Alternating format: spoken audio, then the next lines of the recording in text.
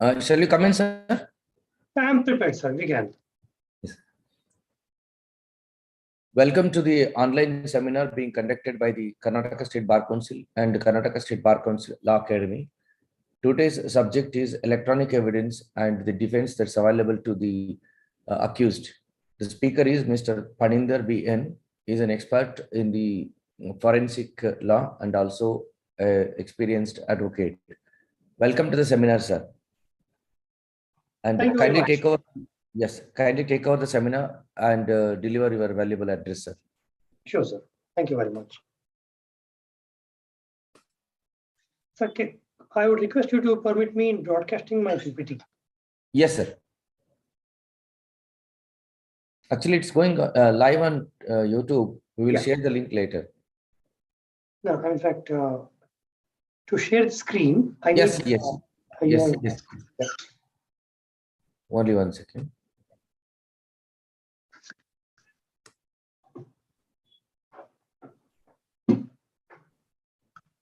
Yes, I think you can share the screen. All right, sir.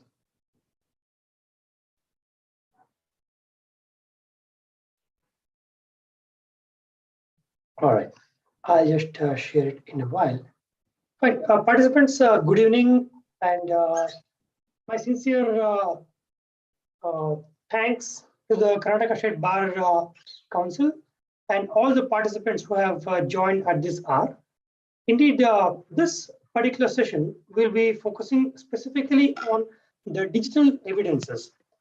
However, whether it be used as a defense or whether it be used to understand the intricate technical points or technical procedures of how we examine it. So those things is something which I'll be covering it in my session.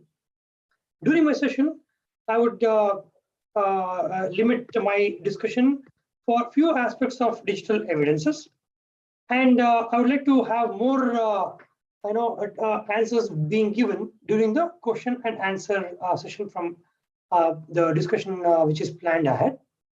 So in the first part of my discussion, I would be discussing about what is digital evidences and what are the technical aspects of the digital examination of the evidences. Fine. So with this briefing, today, while we should be discussing about something about the evidence, first let us try to understand the few outline of what the forensic and how the evidences are to be considered. Let me just share the screen now. All right.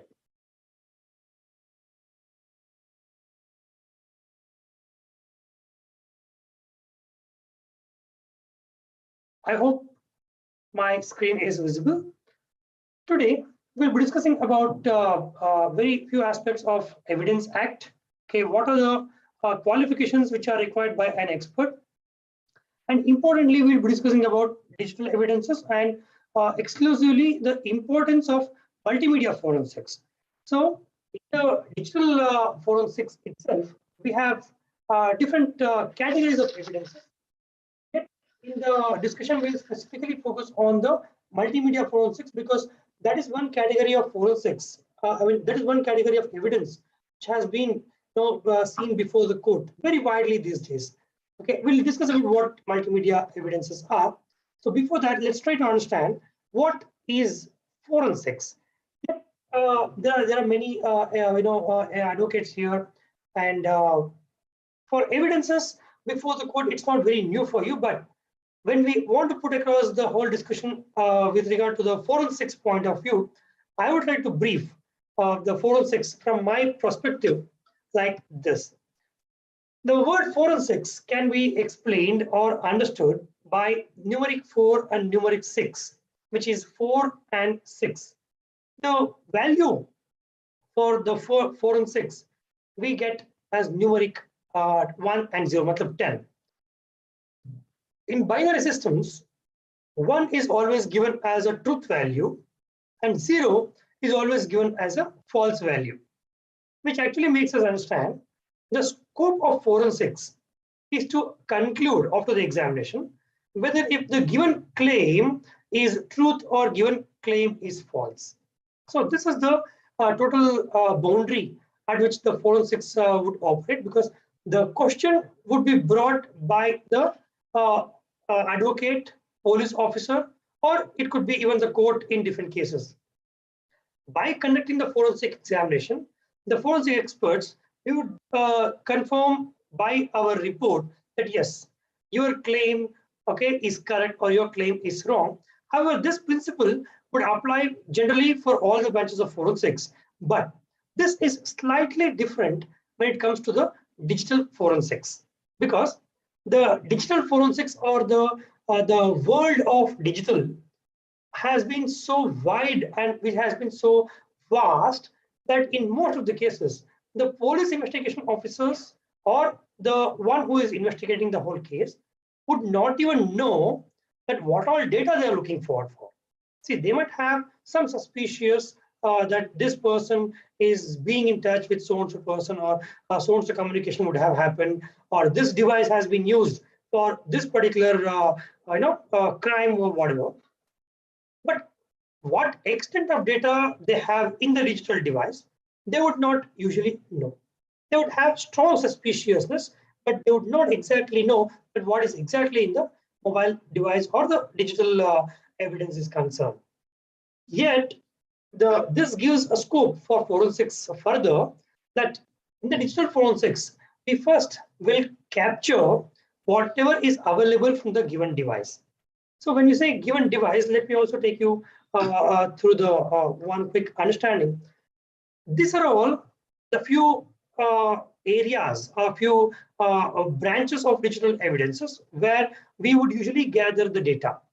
So when we say digital evidence, this actually has been described very well in the Information Technology Act as to what is the digital data and what is the digital evidence we are discussing about.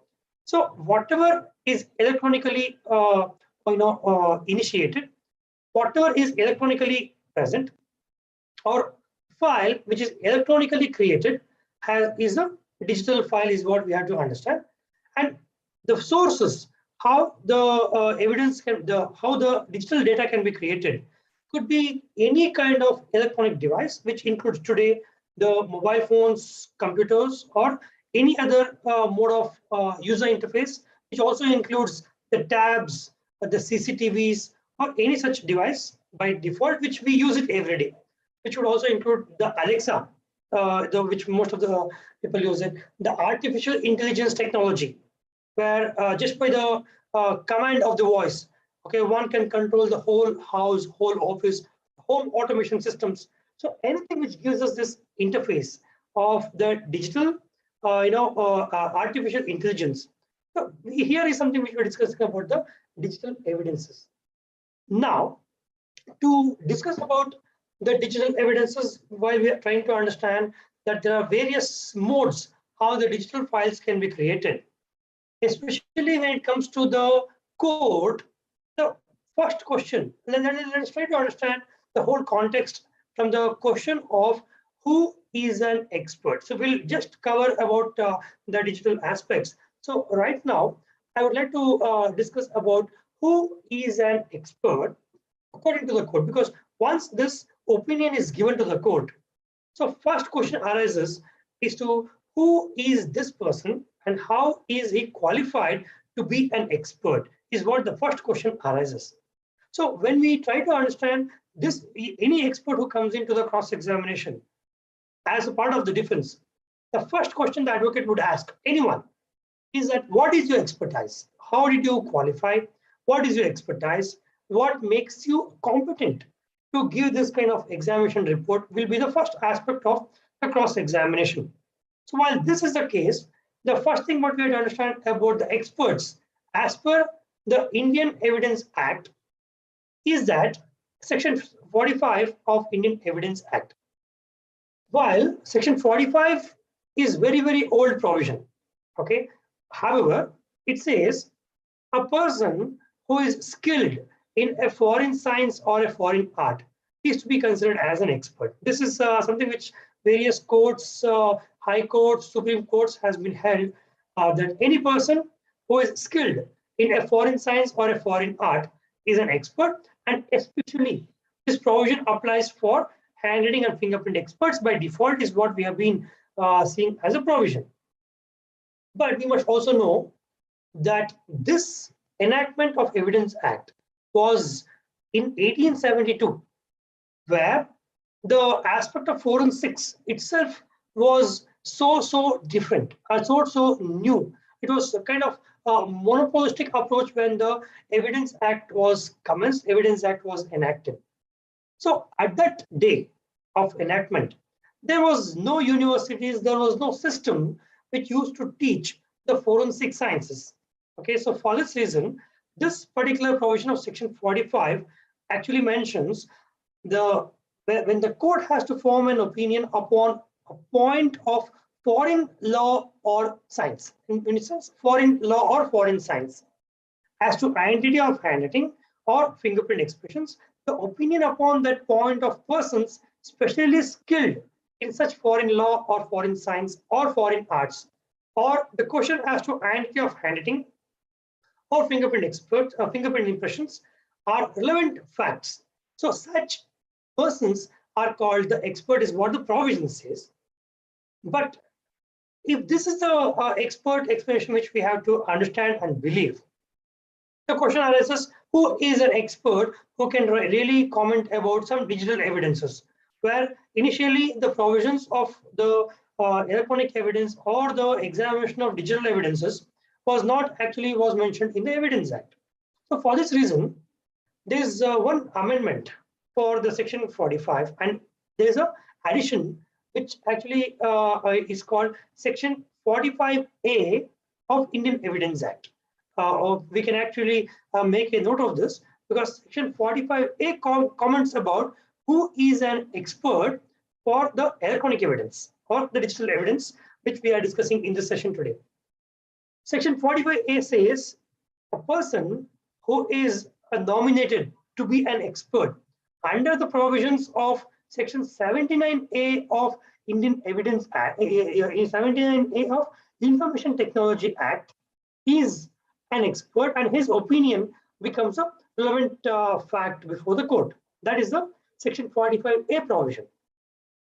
While the expert of the digital provision or digital evidences or digital forensics, we only have two important sections to discuss. One, section 79A of Information Technology Act, and another is section 45A of Indian Evidence Act. Because 79A of Information Technology Act actually gives a provision, the state or the central government, this government can, by their official notification, can nominate a person to be the examiner of electronic evidence, EEE, examiner of electronic evidence, and the one who is nominated as the examiner of electronic evidence as per section 79A of Information Technology Act, he is to be called as an expert. That is the provision of 79A. But this 79A provision was actually mentioned in 2000 when the Information Technology Act was enacted. But till the date of 2018, there was no such electronic examiner of electronic evidence notification which was done by the state or central government for 18 long years. The question here arises, what happens to the cases, or what happened to the cases which was dealt on the electronic evidences between 2000 and 2018? Because when the enactment was done, specific provision was given for the person to be called as examiner of electronic evidence.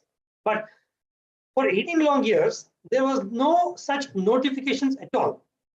So this question arises as to who is to be now considered as an expert, or what is the provision of the reports which were given by the different agencies for 18 long years, where there was no such specific designation was given for examiner of electronic evidence, or there was no people who was nominated to be examiner of electronic evidence. So this particular question only answers by the provisions of section 45 of Indian Evidence Act, which says any person who is skilled in a foreign science or a foreign art is an expert.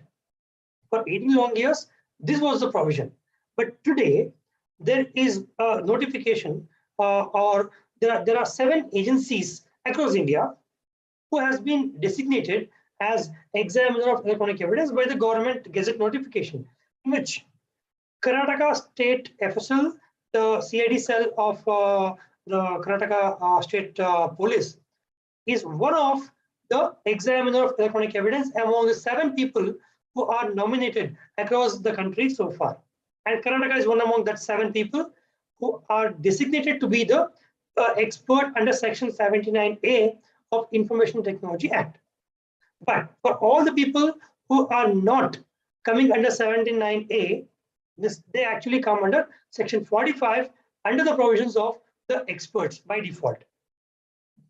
Now, while the question is about the various categories of evidences before the court, yes, in any given case today, it could be in criminal case, civil case, or a marital case, or commercial, litigations. In whatever the case we are discussing, one of the predominant category of evidence today is the digital evidences.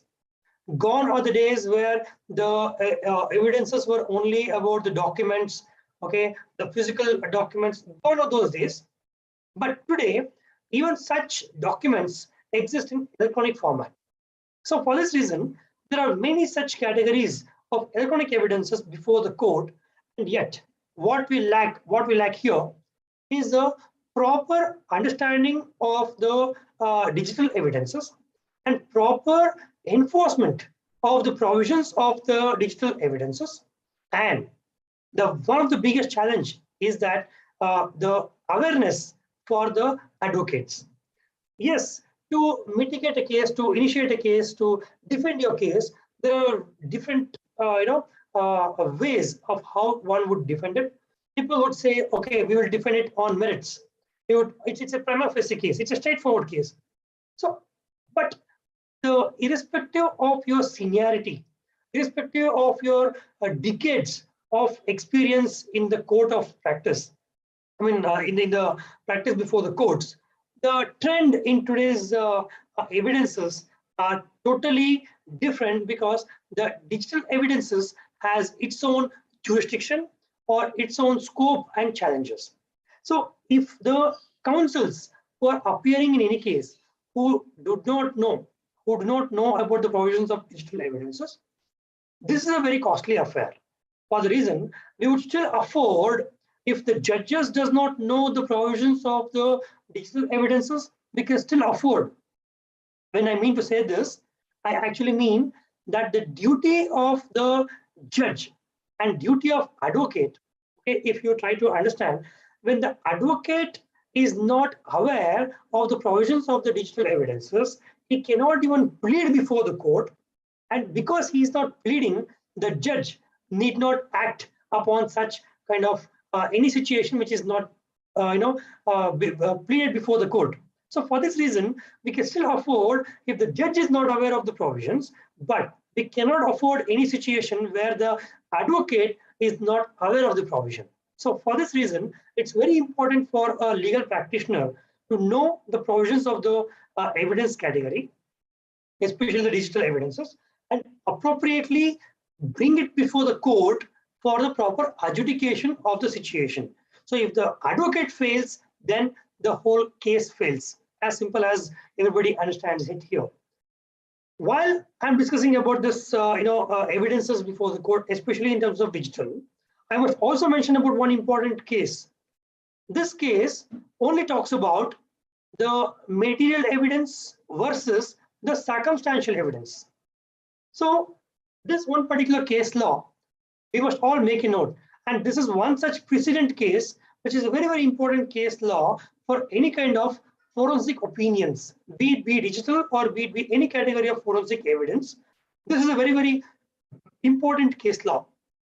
The case law name is that Dhananjay Chatterjee versus State of West Bengal. It's a very important case law. Please make a note. If people have writing material, please make a note. Dhananjay Chatterjee versus State of West Bengal. This is one such landmark case which highlights about the circumstantial evidence. In this case, it's a case of rape and murder of a minor girl. So this case law might be slightly different than the topic of digital evidences before the court, but it is relevant to understand the circumstantial evidence, because the part of the discussion what we are having it about the digital evidences might be a direct evidence, or it might contribute for a circumstantial evidence. So for this, I am mentioning this particular case. So in this case, it was a case of a rape and murder of a minor girl. The security guard, who is Dhananjay Chatterjee, who is also the accused and the convict in this particular case, happened to tease this girl while she is going to the school, coming back from the school. He happened to tease her.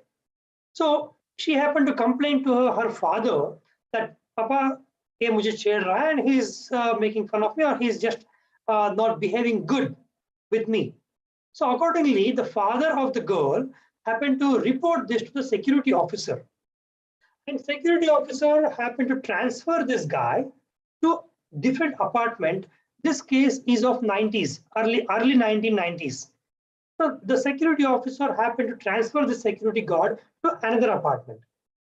However, immediately the next day, this Dhananjay Chatterjee, who is security guard, still attends the same apartment, okay, where this girl resides. And this afternoon, the girl comes back to the house at around 2 o'clock. She had an exam this afternoon. So she completes her exam. She comes back to the house at around 2 o'clock. And she had her lunch and she slept.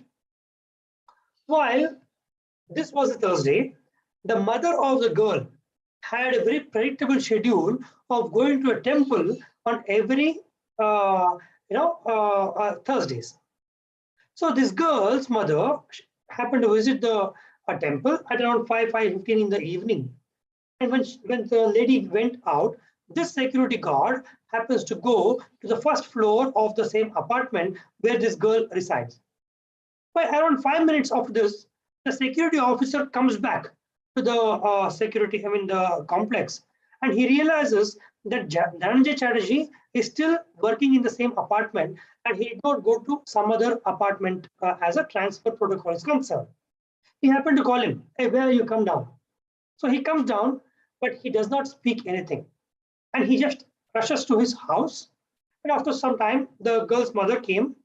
And when the door was being knocked, the girl is not opening the door. Because the girl is not opening the door, the neighbors, panicked, and people tried to break open the door. And by then, some people also had called the doctor, because the girl came back from an examination, and there could be a possibility of the girl having committed to be committing suicide. For this reason, some people broke open the door, some people called the doctor. While the door was open, the girl was lying in the pool of blood. And by the time the doctor also came to the house, and he declared the girl to be dead. Now, my question to all the participants here is that who is the person who committed the rape and murder? Because this is a case of rape and murder. And this is a span of around 30 to 35 minutes is the total span of the mother going out and she coming back was around 30 to 35 minutes. In this 30 to 35 minutes, there was a rape and murder. Okay, but the question is that who is this person who committed rape and murder? If I ask this question, obviously, most of us in the session here would feel, yes, this is the same guy, Dhananjay Chatterjee. Why? Because he had a grudge, because the girl had lodged a complaint against this guy, and he has all possibility of having the grudge on the girl, and he would have committed the offense. But in the reported judgment as well, in one of the paragraphs, the judgment reads that there was an assistant chemical examiner who is the officer of the forensic laboratory, assistant chemical examiner, who happened to examine the semen which was found on the girl's pubic hair. And this semen does not belong to the accused, that is the Dhananjay Chatterjee. This was a mentioned in the report as well as in judgment also. In spite of the medical evidence, which directly says that semen is a biological fluid of a male. If there is a rape and if there is a semen, that must definitely belong to the perpetrator or the one who committed the rape. But in this case, this semen did not belong to Dhananjay Chatterjee. But in spite of that, this case was held and awarded death penalty to this accused, who is Dhananjay Chatterjee. Yet, this might be a question before every one of us to question if it is a failure of our jurisprudence, which says even if 100 criminals are acquitted, one innocent must not be punished. While we come from this jurisprudence, yet in this case, the benefit of doubt or the burden which was on the accused, the evidence which actually held that the semen did not belong to the accused, and it being a direct evidence and medical evidence that this guy would not have been that guy who would have raped. So still, the court of law held, based on the circumstances, this guy is to be considered as an accused. So while, please refer to the complete judgment of the Supreme Court. And this is a very, very important case law for any kind of circumstantial evidence matters are concerned. And while we're discussing about the circumstantial evidence, this domain of forensics add a lot of information, a lot of value for this particular approach of circumstantial evidence, which also includes in the mobile devices or the digital devices, the direct evidences. Because today, the police, one of the major evidence for any police today is the mobile devices. Because the mobile device today, whether you are aware or not, has so much of data in the mobile phone that it can actually talk about your complete personal, private, and professional life of an individual. Okay, so for this reason, when police has the accused in the custody and they actually take over the mobile phone in the hand, this mobile phone gives them complete information about the offense of this particular investigation. Because if the police have arrested one person for one particular offense, it must be dealt for only one particular case, is what we have to understand. But this one particular mobile device can actually lead to give 100 different offenses committed by the same offender, which might not even be reported so far. This mobile device can contribute for a lot of such circumstantial evidence, plus the direct evidence what might be required in the particular case. So when we discuss about such situation, a lot of information which includes SMS, WhatsApp, emails, audio, video, mobile with the images. Okay, and see, one is the file which is created by the devices, that is the evidence. In some cases, the device itself is an evidence, which includes the mobile, the hard disks, pen drives, or CD and DVD. When I say hard disk, this also includes the DVRs, the CCTV evidences when we discuss. This also includes in that particular category. While we will now discuss about the general approach of multimedia evidence. See, in the multimedia evidence, however, the screen might talk about very limited visual approach, but I would like to brief it in my explanation that first of all, we are considering audio for the discussion. I'm considering the further discussion for the audio as an evidence. In most of the cases today, the call recordings are the evidences. Okay, somebody said something, or there could be, when we discuss about the defense, one of the evidence could be because the prosecution case, the police would produce a call recording which is done through the phone tapping method.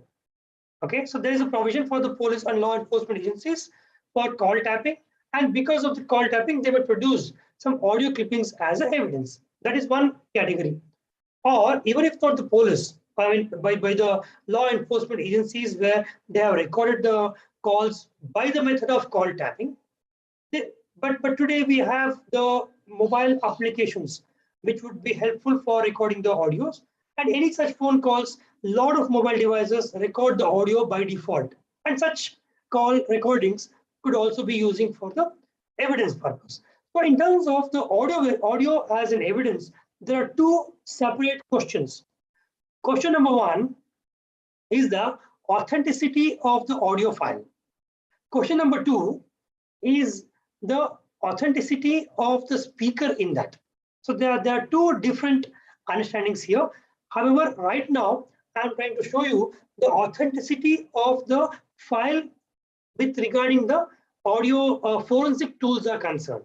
So first question, when we discuss about audio, forensic authenticity of the audio clip, the question arises, if I'm talking to you right now, I could use a recorder. I'm discussing with you for 1 hour. So you recorded my session for 1 hour, and while you want to submit this recording as an evidence, what you will do, because 1 hour is not relevant for you. I mean, for your case, you would find, okay, only this 10 minutes is what is good for my case. So this 10 minutes audio is only something which you want to produce before the court. So recorded audio is 1 hour, but you only want to give it as a 10 minutes clipping. If you ask me, is this allowed? I would say both yes and no. I'll tell you why. First question is that, is this audio file authentic? When you ask me if audio file is authentic, I would say it is not the result of the first recording device. Because initially, when it was first recorded, it was a particular size or whatever. And because you have edited the file, now it has made to be 10 minutes. And because you have edited this, when you say edited, it could be trimming of the audio, it could be joining of two different audios to make it as one particular audio clip. So see, any kind of editing is possible. So I have one audio of today, one audio of tomorrow, and there could be a possibility that because both the audios can be clubbed and made as one single audio, and you're trying to produce it as an evidence. So in such case, the question is the authenticity of the audio file. So when I verify this audio, with regarding my audio forensic tools, this would see like this on the screen. Because when we say the two clips are added, the tools which we use for audio authentication would demonstrate that at this particular place, there has been adding of two different clippings. Okay, so this is a technical understanding of the evidence examination.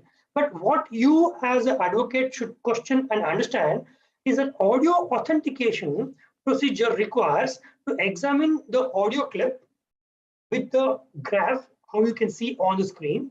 And the graph would indicate if there are any manipulations of different audio clips or not. This is one approach of audio examination. Second is a file property analysis. When we discuss about file property analysis, any digital file created will have something called digital signature, or the properties of the file would include, the digital properties include the time stamping. When was this file actually created? When was the file actually modified? So which tool, which platform, which application created this particular audio or this particular electronic file? So everything could be found as something called as metadata. I'll just show you one of the report after this discussion as to how the authentication of the audio clippings are done. While the question is about the metadata. The metadata includes all the information about the file, which is required to understand when was the file created, when was the file accessed, what are all the properties. When we discuss about audio, how was the audio first recorded, what is the technical understandings. So it could be something like this megahertz, this is the compression ratio, or in this particular format, this file was initially created. It could be anything like this. So these properties could easily be found in the file property examination.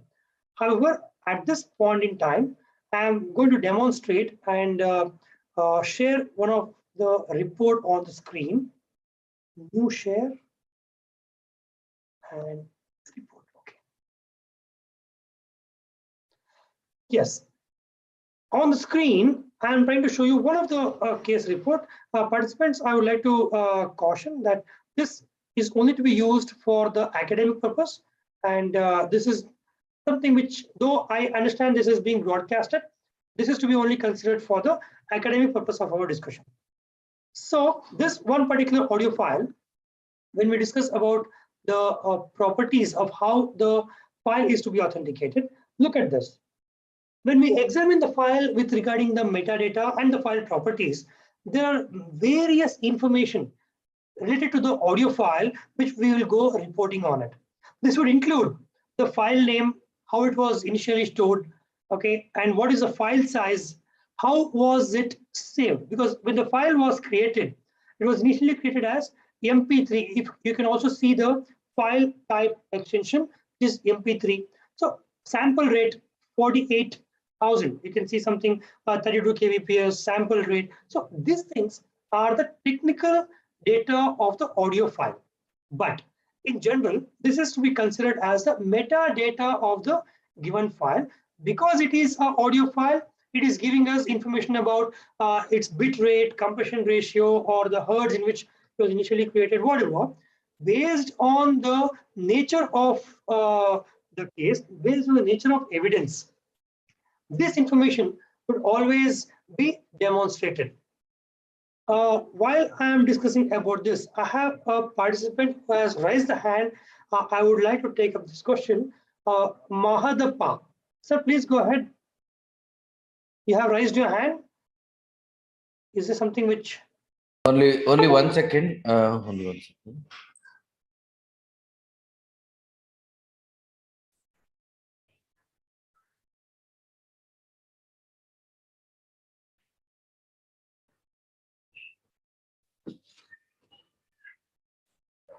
I request the participants not to disturb the speaker during the session. The question and answers session is separately being held at the end of the meeting.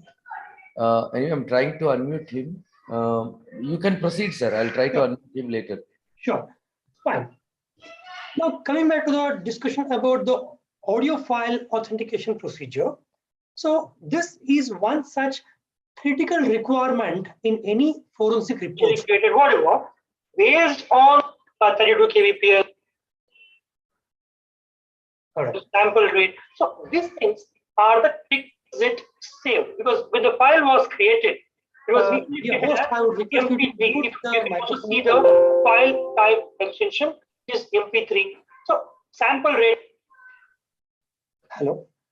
Sir, I would request you to please mute because I think you're broadcasting the YouTube. Yeah, thank you. Coming back to the question about the audio, you can see a lot of information about the audio file has been shown on this. This will also go with the date and time of the creation as well. So this includes the specific understanding about the particular file, that the metadata of any file would include all this technical information about the file which is created. So if I have used a different platform, in the mobile phone, you would get a MP3 creator or the file editor for the audio. If I use such tools to join two audios and to make as one audio, and the creation platform name would show at this particular tool what you have used on a mobile phone, and that file signature properties would be different for the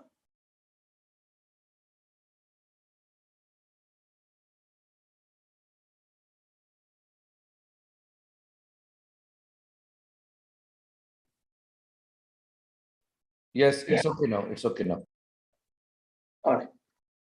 So the file signature properties of the particular file would be then different. So the metadata is the first important element of the any electronic evidence.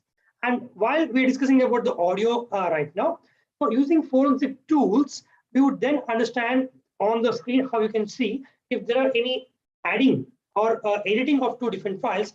This is how it could be seen. So this is about the audio authenticity. That is the first thing to prove in the case. But in the scenario which I gave you right now, there could be a husband-wife, who has been filing a case for the divorce. or any two different parties, and this party would have spoken for 1 hour, and this person would have abused, this person would have abused, everything would have happened, but the file will be brought before the court, which only contains the abuse by one such person. So fine, as per the audio, authentication procedures are concerned, we all understand that it would not pass the particular test. But there could be some genuine cases where, by knowingly, unknowingly, you have edited, you would have deleted the source file, everything. But the question arises, fine, I agree, and I submit before the court that yes, I have trimmed the particular audio, no doubt about it. But I want to prove in my case that this is something which he spoke. So I'm agreeing that audio file is only partially submitted before the court. I still want to prove that this person spoke this, or this person did speak this particular content. This question is to be considered as a speaker identification. Participants, please understand, audio authentication is a different protocol than speaker identification. Do not confuse, and do not get confused, and do not confuse the court as well. This is the simple understanding, because audio authentication is purely based on the file property. Speaker identification is purely based on the person whose voice is there in the particular audio. So these two are two different examination protocols, and depending upon your case, the file itself can be considered as an evidence, or the speaker in the audio file can be considered as an evidence. So depending upon your case, both audio and the speaker, both of them becomes a investigation, or both of them are relevant to be examined in the given cases. So for that reason, the audio is to be understood like this. So now, what you can see right now is the forensic speaker identification. By default, the forensic examinations are conducted with a general principle called examination is to be conducted likes with likes. Okay, if I want to put across in simple terms, if it is voice of a male can only be considered by another voice of the male. One first step of understanding likes with likes. Matlab, male to be compared with male. That is the general understanding. Or if I have spoken, okay, for example, if I spoke in audio, I love India. If this is the question voice, which is to be examined, it is always recommended, and as a standard protocol, that a sample voice of me speaking I love India to be used for comparing.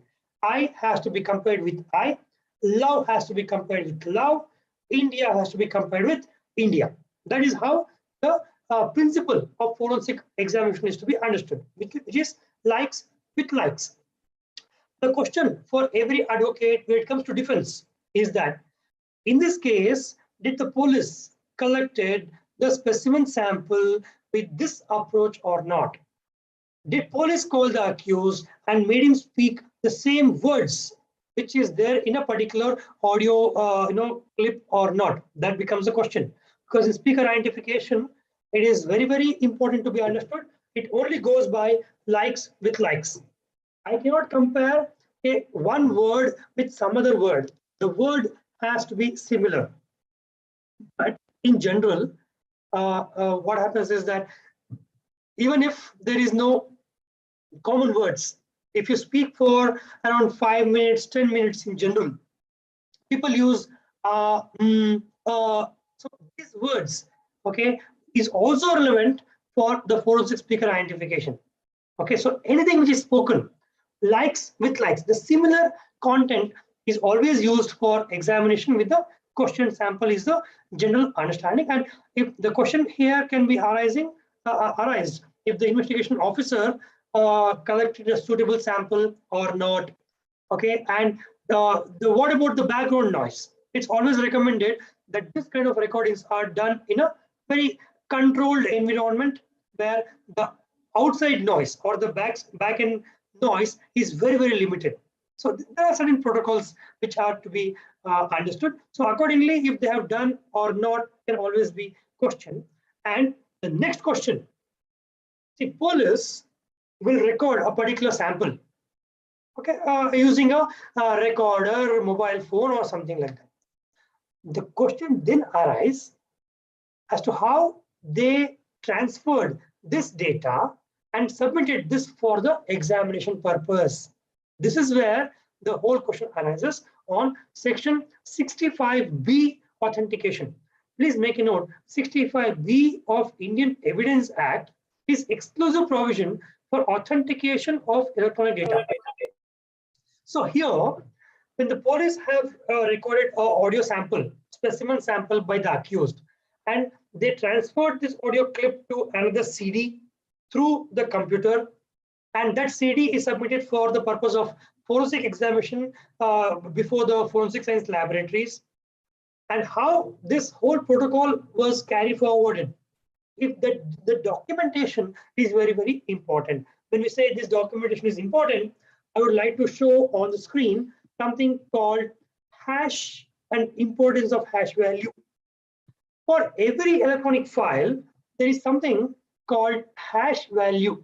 I would like to bring upon everybody's attention on my computer screen. I would like to show you on the browser.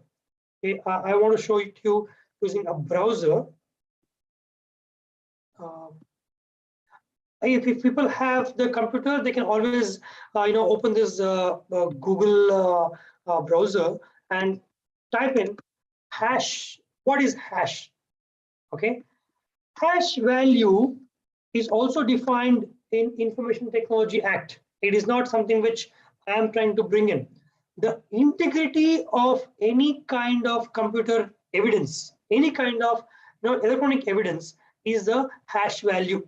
So I'm sharing one of the link on the chat box, and this can be used for further reference. But when we ask the question as to what is hash and how the hash is going to be important, this hash is the understanding of the file integrity. Whenever a file is created, for every such file, there is a value. It could be 16-digit, 32-digit, or whatever, depending upon the algorithm, the various methods of how the hash values can be established. So what is important right now is that there are different kinds of hash algorithms. What is hash? Hash is the file integrity value. Every file will have a hash value.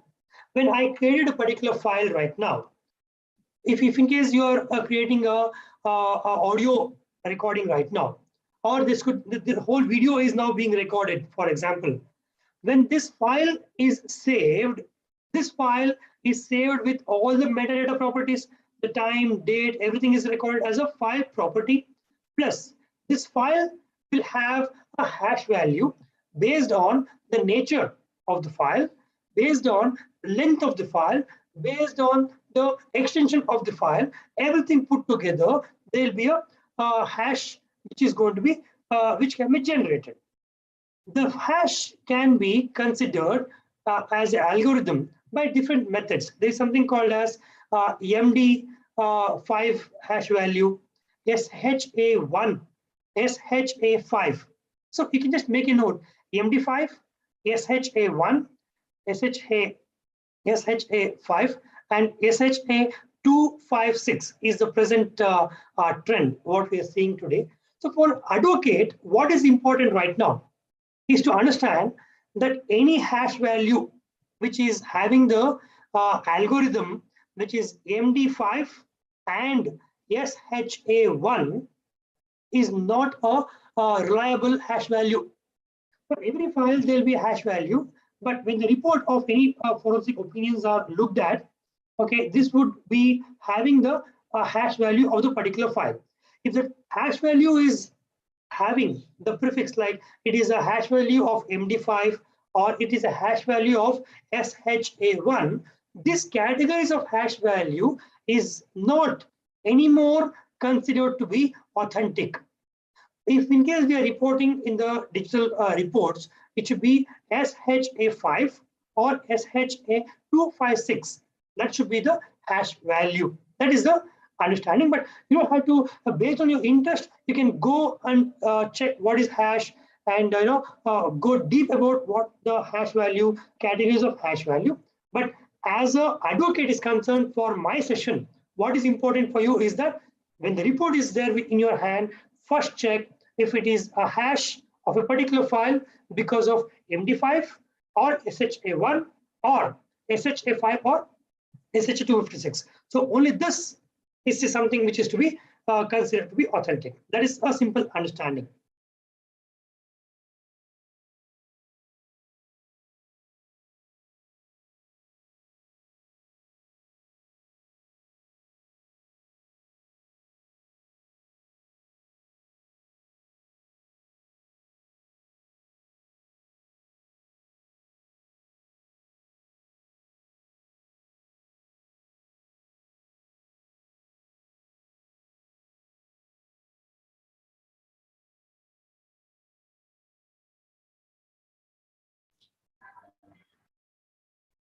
You are there, sir?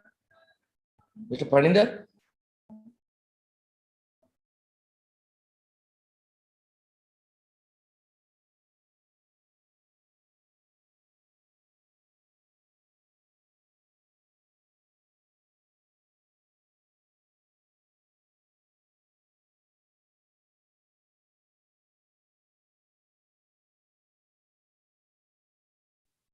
Yes, sir. I shall make you the host so that you can. Yes. I'll make you the host, sir. Yes. Fine. So this is how the forensic speaker identification or the forensic audio authentication is to be understood. While proceeding further, the question is about the video. Now we are discussing about second category of multimedia evidence, which is the video. Because so far we have only discussed the audio, because in audio, whatever we discussed about the file property analysis or the metadata, it could be applicable for any electronic record. That is the first understanding. But for audio, there are two subcategories of audio authentication and speaker identification. Now, coming back to the question about the video verification. In any sting operations or in any, most of the categories of evidences today, the evidence could be a video also. So while we discuss about the video, whatever we see, and the relevant audio, which is along with that, could be two different aspects. I would like to refer to the one of the most famous situation of the JNU controversy. There was a case of JNU, that Bharat Tere Tukde Honge Inshallah, that case. In the beginning of that issue, there was one particular video which actually showed people being protesting in the college campus, and the audio for the particular video was not actually as it was projected. Because in video editing, there is a possibility that I speak something, but for the same video, I can actually have a different audio track which can be added.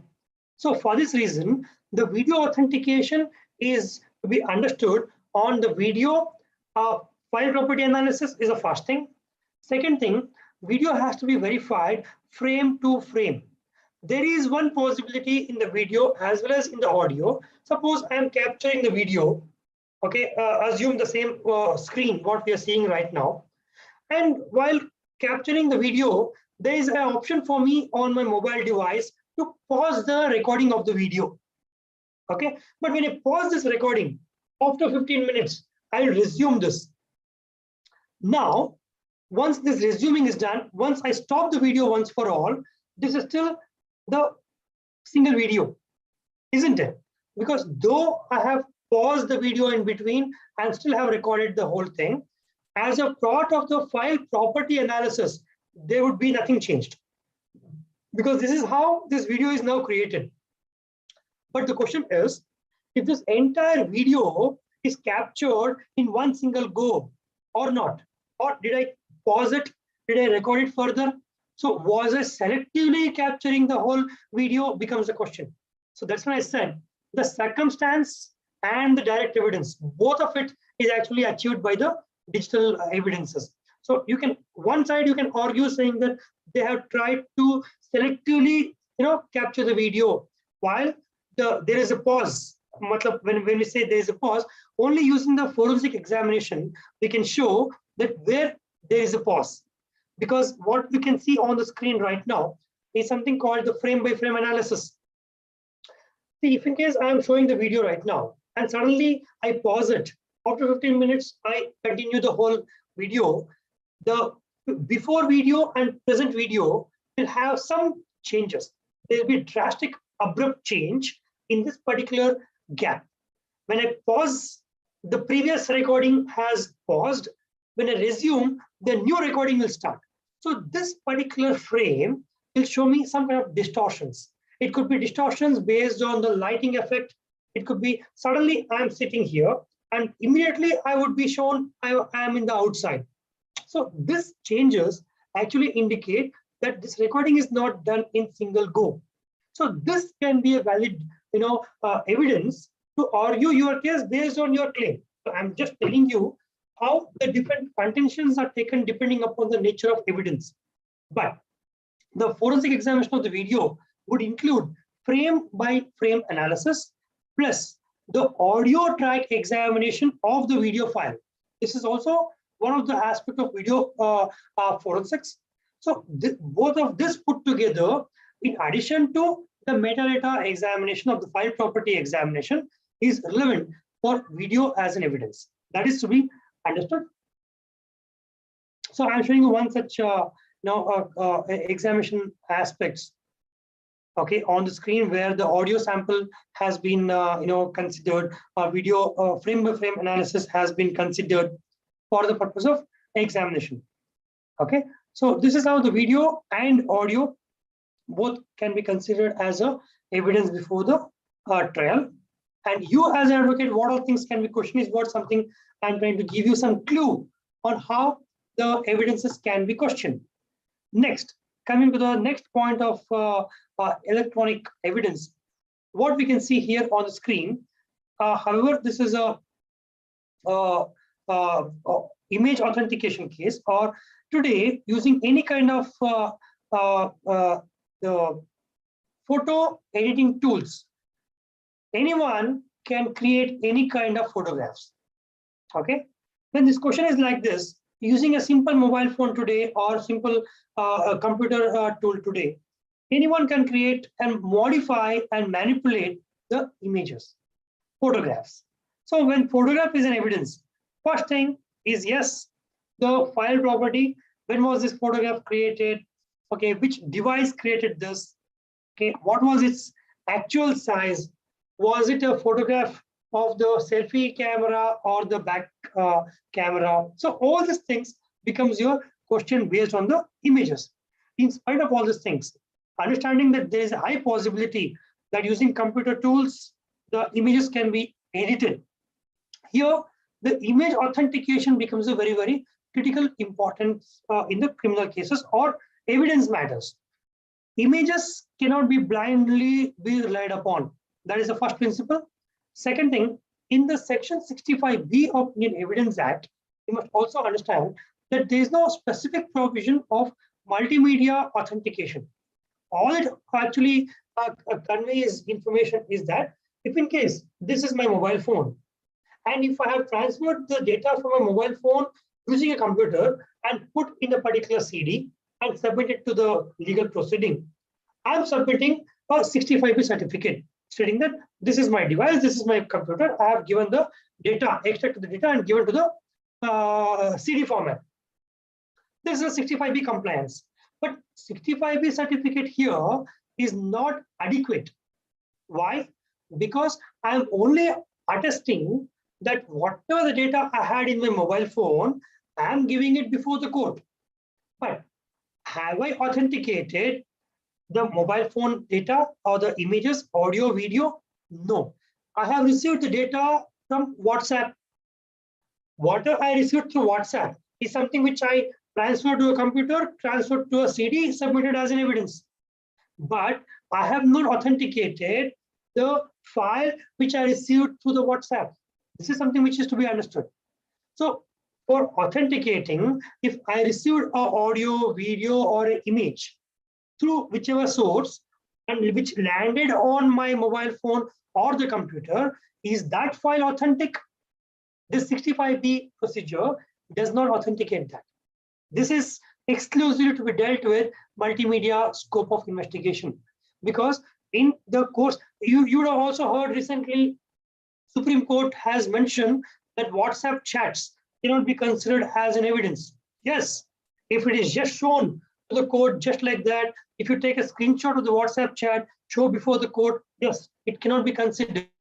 But when it can be considered is when you have extracted the mobile data using a forensic investigation procedure, forensic examination procedure, extracted the data from the WhatsApp as the data available on the device and submitted that as an evidence. This complies with Section 65B. However, there is no express provision that multimedia data has to be authenticated, mobile WhatsApp data has to be authenticated. There is no express provision, but it is implied.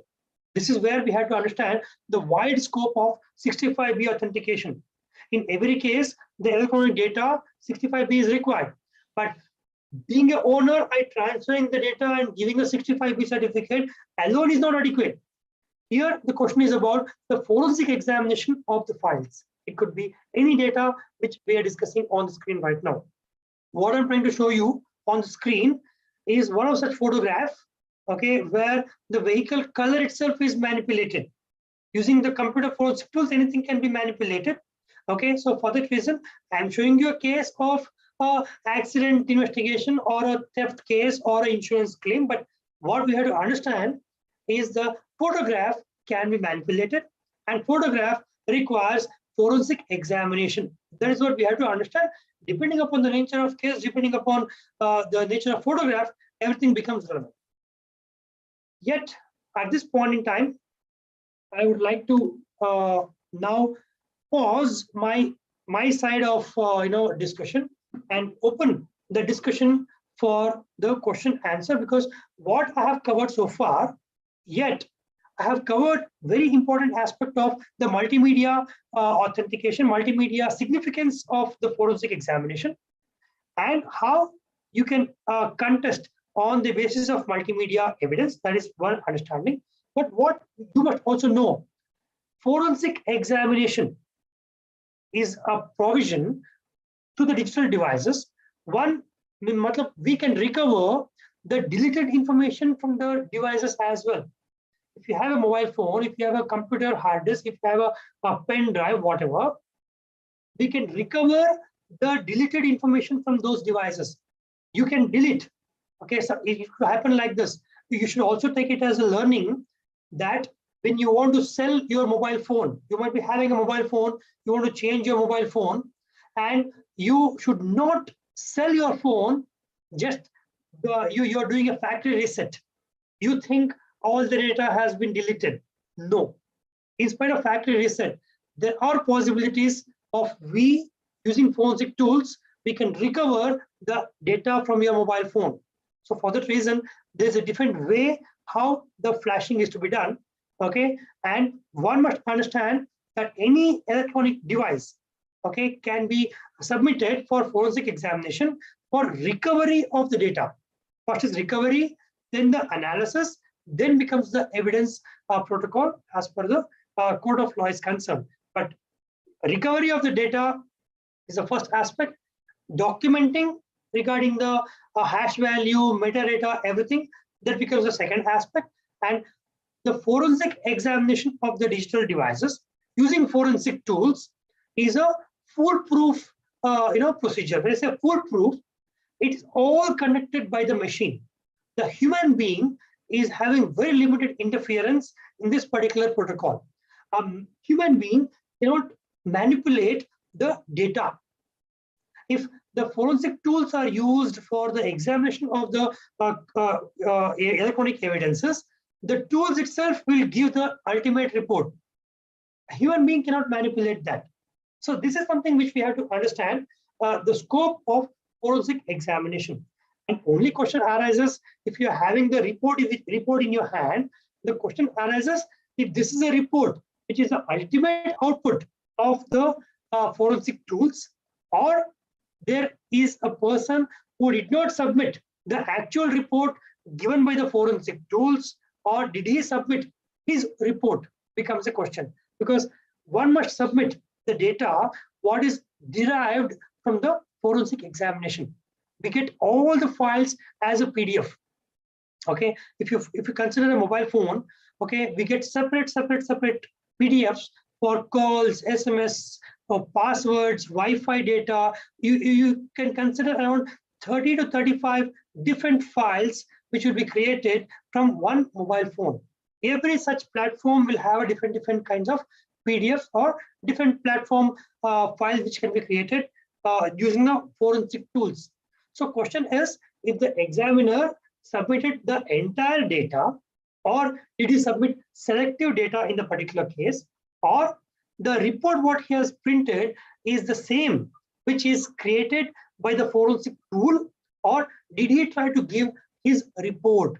So as a understanding, the examiner must submit the data what is as extracted, as obtained by the mobile data extraction. That is one principle. And if he has not submitted that data, he must mention as to why that data is not submitted, or why some other format is submitted before the court.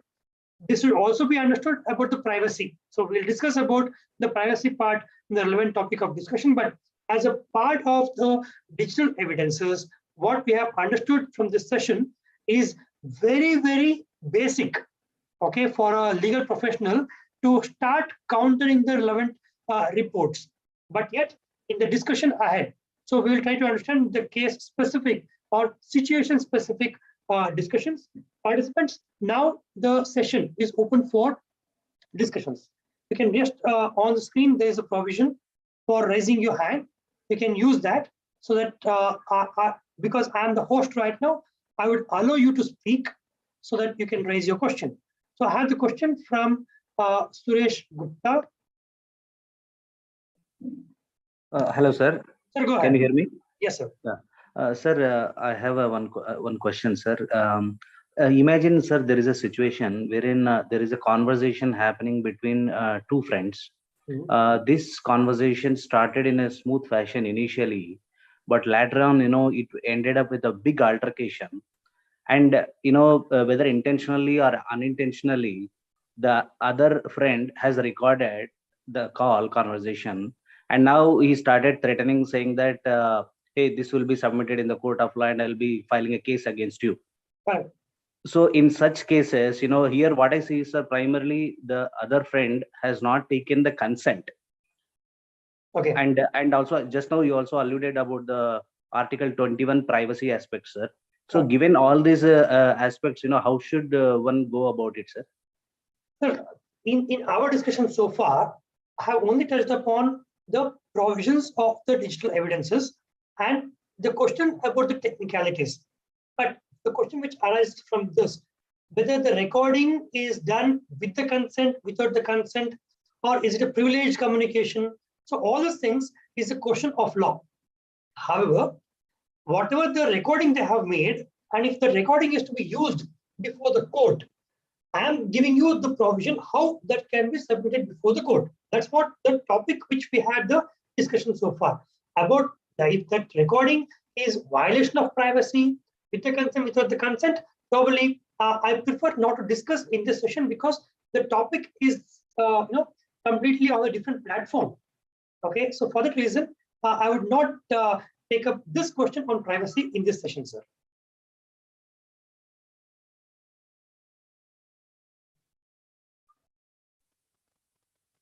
Okay, sir. Thank you, sir. Yeah, thank you, sir.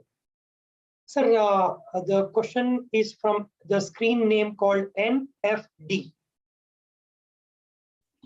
Yes, sir. Good evening. Very Good evening, sir. So my question to you is, imagine a situation wherein the IO has produced call data records as well as tower dump analysis of an parameter having 5 kilometers radius. In that case, am I audible, sir? Yes, you're audible. Go ahead. Okay. In that question, when I had asked a question, since you are not the original informant or the original person who has analyzed the data, you are not in a competent position to give the evidence.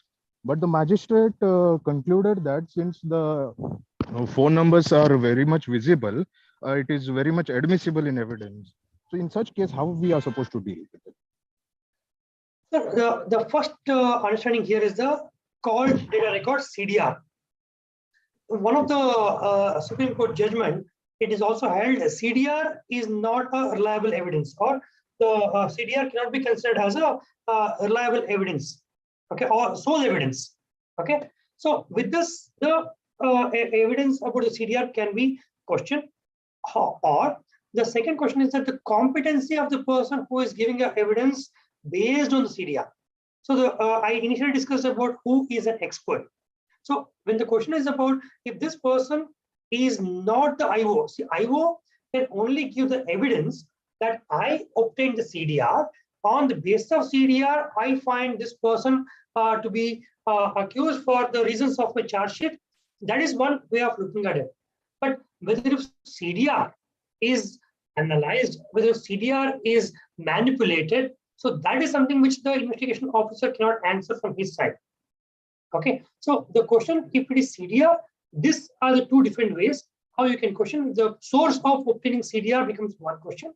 And second thing, the examination on CDR is not required usually because CDR is a material data. If further question is to be made for how this CDR is to be obtained or how the CDR is to be submitted as evidence, that only questions about the operator who gave that CDR. Only he can be questioned if the CDR is somehow manipulated or not. Or if the question is about CDR being considered for reliable evidence that this person was in that particular location, which has a 5 kilometer or depending upon the tower, that radius, that is something which technically it is a question if this person was present over there or not. That is when I initially mentioned that the digital devices, digital data can give you a circumstantial evidence as well as the direct evidence. So he being present in that particular location is also contributing evidence. He was first of all present in that vicinity. Was he present in that exact spot becomes the next question. But for the police, they have a reason to believe that this person was present in that particular location is what their CDR talks about. But the mobile data, the mobile phone is important in your case. The mobile phone of the accused, if the location is on and if the mobile phone has been used, the Google is actually tracking all your data, all your movement. So Google will give you specific information, how you went to the particular location, what time you left, from where you left, where all you went. The complete Google timeline of the maps is available under every mobile phone. Please, for all the participants here, okay, if you're using any data right now, please go to your browser, okay, and just type in dashboard. Just type dashboard in your mobile, this one, so that whichever Google account you are linked to, that will have a dashboard. This dashboard will contain all your data. Knowingly or unknowingly, your entire activity logs is available under dashboard. So including your location. So CDR is one way of the location tracking based on the network operator. But your mobile phone will give you that understanding where you went. Your mobile phone will give you exact location, latitude, longitude. Okay, that is something which is a bigger or stronger evidence than compared to the CDR. However, this approach would differ on case-to-case basis. And my answer is in general approach, but specific to the case. So probably you might have to connect personally so we can discuss the background of the case and then to find a solution for your case.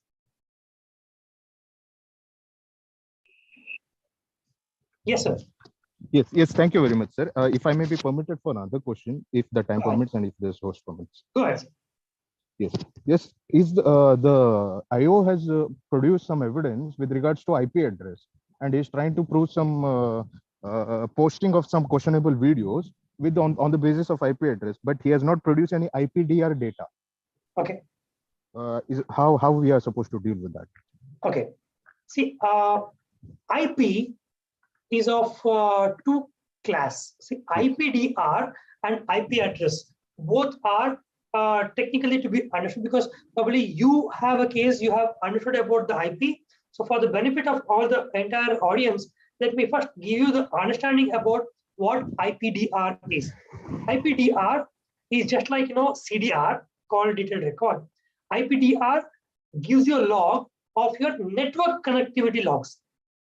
Using IPDR, you would get to know what kind of platforms you have accessed and the logs of your computer network connectivity, your mobile network connectivity logs.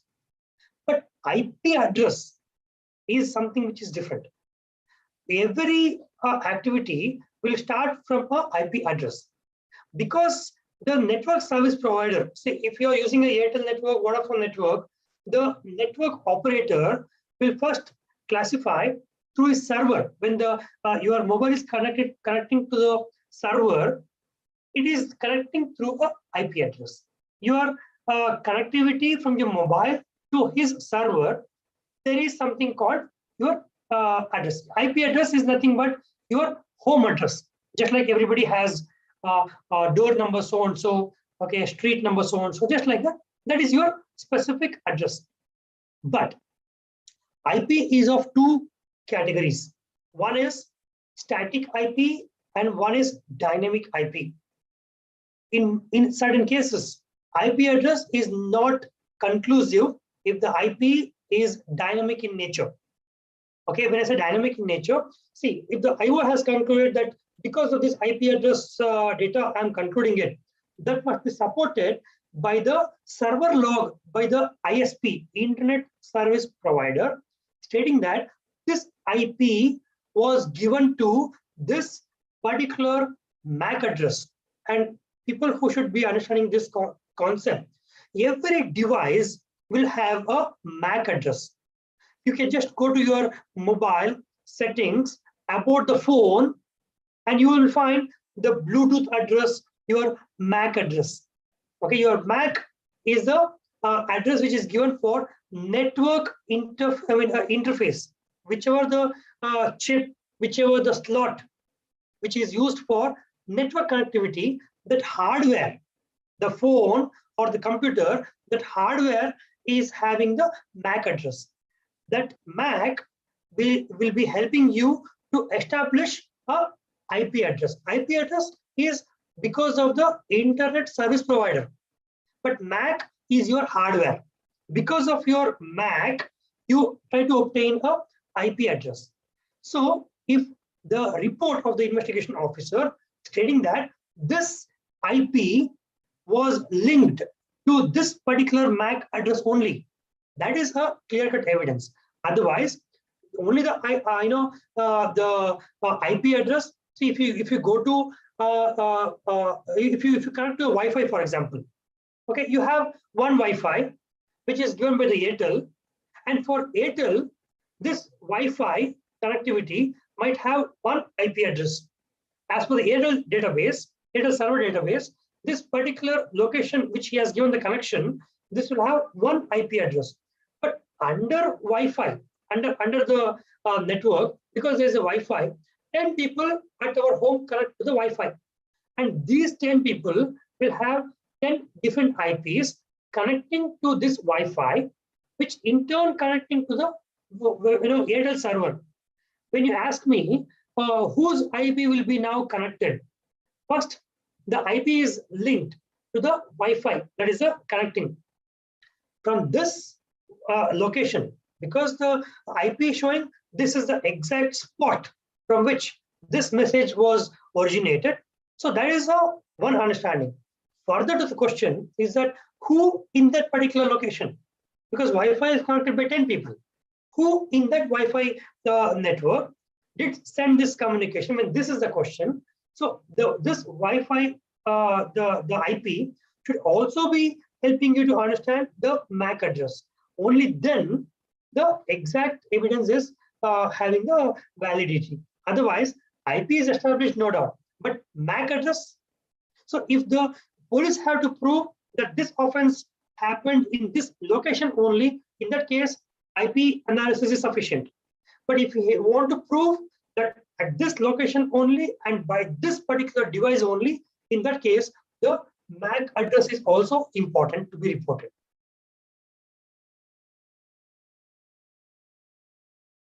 So I hope I clarified your question, because I don't see your name in the top, so that I can unmute you for any follow-up question on this. So if in case anybody has a question, please raise your hand so that I can take up the question.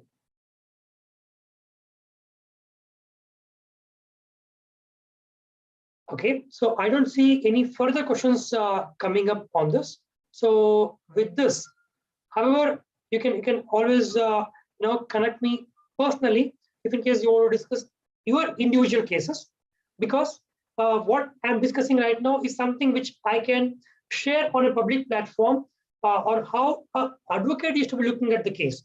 But on intricacies of the case would be different for each case. So for that reason, the investigation aspects and typical defense or typical way how you can appreciate a particular evidence might be case-to-case specific. So for that reason, I might be having my technical limitations on sharing everything on the public platform.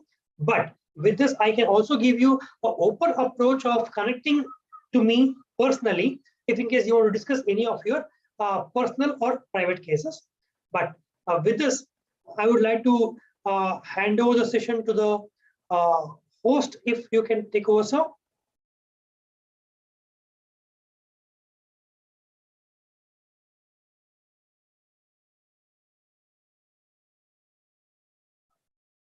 Since I have been made as a host, I would like to, okay. Since while I was made the host, I was informed that I should be taking care of the further session. So I believe I must be also taking this liberty of concluding the session from my side.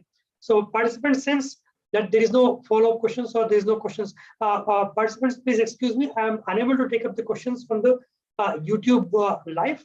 However, I have a limited scope of window to take up the questions on the Zoom meeting here. However, I would like to answer the questions from the chat box if there is any question on the YouTube live portal.